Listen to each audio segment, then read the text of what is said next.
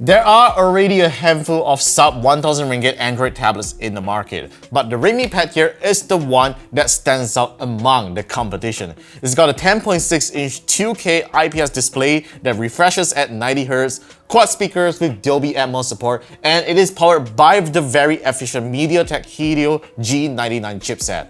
And most importantly, it has a landscape front-facing camera just like the new entry-level iPad that was just released, and it starts at 899 ringgit. This is the full review after using for a week.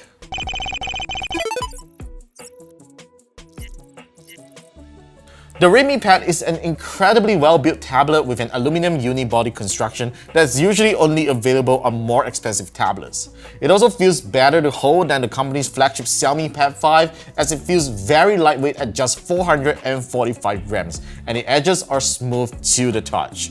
The Redmi Pad doesn't have a headphone jack, which you will need to resort to a USB-C audio dongle if you want wired audio. There is also no IR blaster as well for controlling home appliances, which is quite a shame.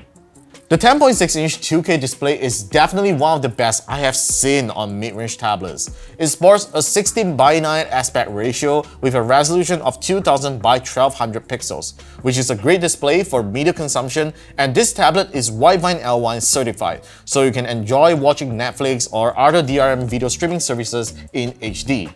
Also, the 90Hz refresh rate makes the scrolling experience so much better than other tablets, and it is the only tablet of the same class to offer that. The great media experience continues with the superb quad speaker system, which sounds way better than the more expensive M1 iPad Air, and with Dolby Atmos support, I can totally feel the wide soundstage when watching a movie. So here's a sound test, so definitely put on your headphones at this point to hear it.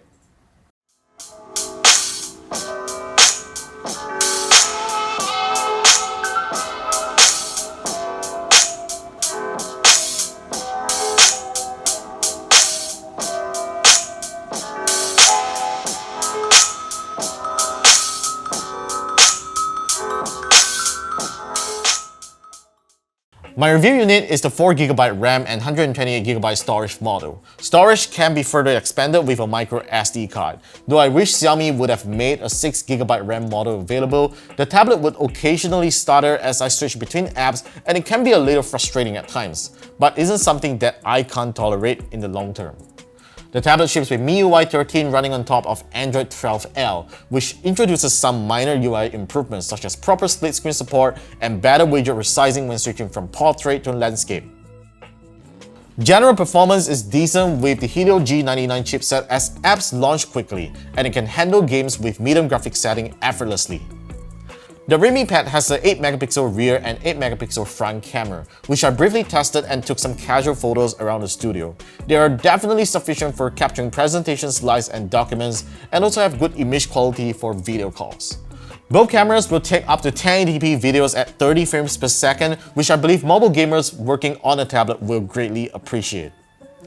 Battery life is very impressive on the Redmi Pad with an 8000 mAh battery. I can hardly kill the battery even after 5 straight hours of video streaming and an hour of gaming. And if you are the kind of person that leaves your tablet on standby most of the time, a full charge will easily get you up to a week of battery life. Sadly, the Redmi Pad will require around 2 hours or more to fully charge with its fast but also slow 18W charging wattage. But the short 30-minute charge will most definitely last you a few hours for the day if you forget to charge the tablet. Hence, it really isn't a big issue. Ultimately, the Redmi Pad is easily the best sub 1000 ringgit tablet that I highly recommend, and there's almost no reason to consider more expensive tablets if you merely want to use it as a casual work and media consumption device. You are, however, missing out things such as pressure-sensitive stylus support and a keyboard accessory that's available on the Xiaomi Pad 5.